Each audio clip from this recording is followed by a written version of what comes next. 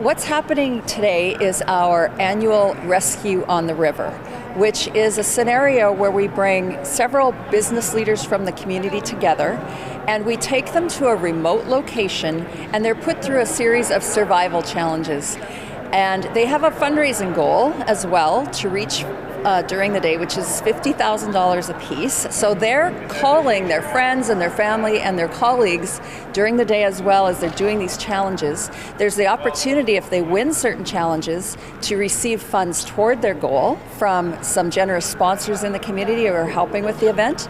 And at the end of the day, they come together back to the base here in their flight suits, having experienced a day in the life of our air medical crews and the work we traditionally do for patients across Alberta, and then we get together and celebrate the fundraising goal at the end of the day.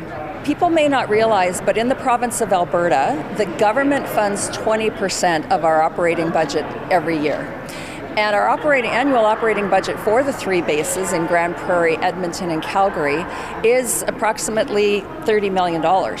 So we need to raise over $26 million a year from donors just to maintain our operations. So fundraisers like this that can bring in several $100,000 in one day are tremendously important to our organization. We began in Alberta in 1985, so STARS is well known in this province. However, I think we have to always continue to tell our story, because unless you have a friend or family member who's been flown by STARS, and you spend a lot of time perhaps in the city and not traveling in rural and remote areas, you may not realize that there's a lack of emergency medical support, especially for critical care, in a lot of areas of the province. So STARS is there on the absolute worst day with the most critically injured patient.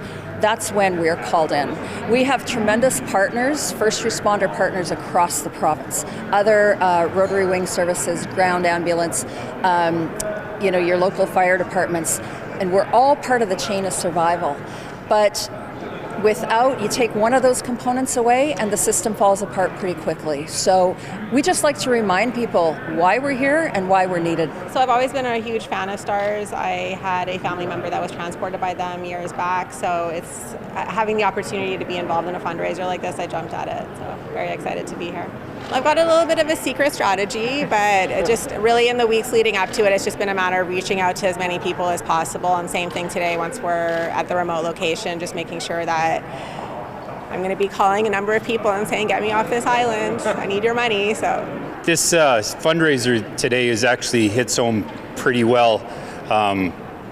My incident happened during hunting season, and it was a hunting accident on the North Saskatchewan River. So my rescue was on the river. These guys basically saved my life, and if it wasn't for STARS, ground crew never did make it to me in time. So it was a single effort from STARS to get me out of the position I was in to the hospital.